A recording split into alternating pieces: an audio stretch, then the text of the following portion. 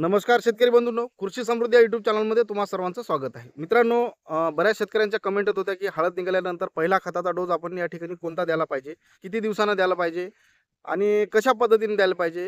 या सर्व प्रश्नांचं उत्तर आपण आज या व्हिडिओच्या माध्यमातून जाणून घेणार आहे. तर मित्रांनो, कृषी समृद्धी या यूट्यूब चॅनलवर आपण जर नवीन असाल तर चॅनल सबस्क्राईब करून घ्या आणि व्हिडिओ जर आवडला तर नक्कीच आपले जे हळद उत्पादक शेतकरी मित्र आहेत त्यांच्यापर्यंत हा व्हिडिओ पाठवा.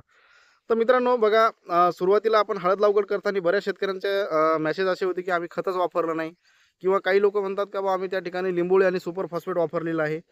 काही लोकांनी मिश्र खते देखील या ठिकाणी वापरलेली आहेत.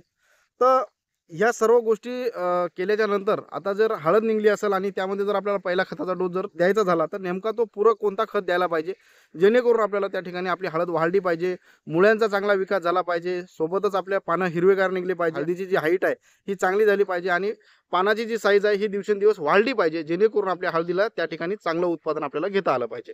तर मित्रांनो, पहिल्या खताच्या डोसमध्ये आपल्याला मिश्र खताचा वापर करायचा आहे. जे कॉम्प्लेक्स खतं येतात 10-26-26 असेल, 12-32-16 असेल, 14-35-14 असेल किंवा 15-15 असेल, कुठल्याही एका खताचा वापर एकरी या ठिकाणी 2 बॅगा घ्यायच्या आहेत. म्हणजे 1 क्विंटल या ठिकाणी आपल्याला हे खत वापरायचं आहे.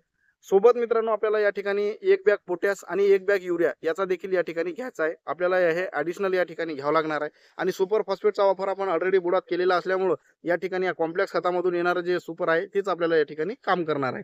तसंच मित्रांनो, जर तुमचं शेत चुनखडीचं असेल तर न चुकता या ठिकाणी फेरस सल्फेट एकरी 10 किलो आणि झिंक सल्फेट एकरी 10 किलो हे आपल्याला या ठिकाणी वापरायचं आहे.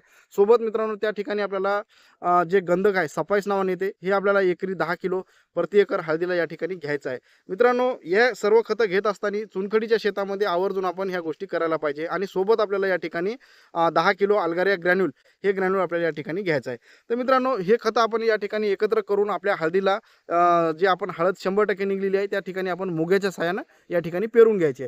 उघड्या ठिकाणी आपण खतं टाकू नका. म्हणजे हातानं जर आपण खतं टाकले तर काय एक आता पावसाळ्याचे दिवस आहे आणि पाऊस पडून काय ते आपण जे टाकलेले खतं आहेत हे आपले खतं बेडच्या खाली येण्याचे चान्सेस मोठ्या प्रमाणात असतात आणि ते खतं कमी प्रमाणात लागू होतात. त्यामुळं शक्यतो आपण काय करायला पाहिजे, जे आपल्याकडे आता बऱ्याच ठिकाणी पाहतो की हातावरचे जे मोगे आलेले आहेत, एका माणसानं ओढायचं आणि दुसऱ्या माणसानं ते मोग्यात खत पेरायचं.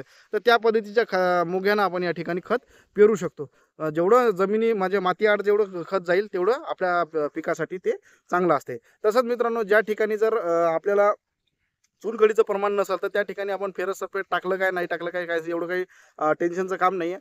ते आपण समोरच्या डोसला देखील त्या ठिकाणी टाकू शकतो. पण डोस जो आहे आपला तो सारखाच राहणार आहे.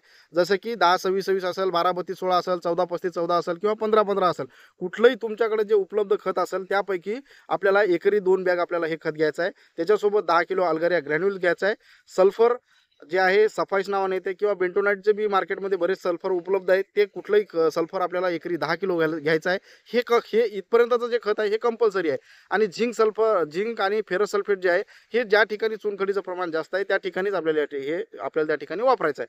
सोबतच मित्रांनो, या ठिकाणी मायक्रोन्यूट्रनची जी किट आहे, बऱ्याच कंपन्यांच्या मायक्रोन्यूट्रनच्या किट आहे, 25 किलो असेल, 56 किलो असेल, तर कुठली एक मायक्रोन्यूट्रनची किट या ठिकाणी तुम्ही वापरा, जेणेकरून काय जमिनीमध्ये जे येणारे जे मायक्रोन्यूट्रनचे जे डिफिशियन्सी आहे ती आपल्या पिकामध्ये आपल्याला या ठिकाणी दूर झालेली पाहायला मिळेल.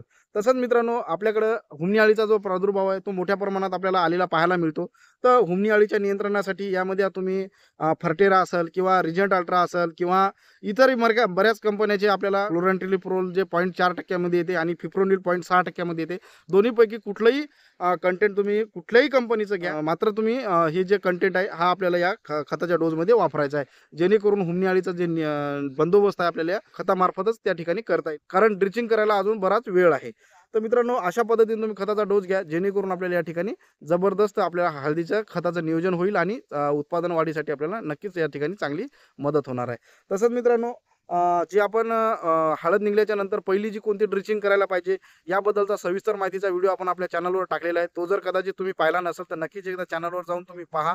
नक्कीच तुम्हाला त्या व्हिडिओच्या माध्यमातून खूप मदत होणार आहे. आणि जर अजूनही तुम्ही कृषी समृद्धी हे यूट्यूब चॅनल सबस्क्राईब केलं नसेल किंवा फॉलो नसेल केलं तर नक्की एकदा फॉलो करा. धन्यवाद.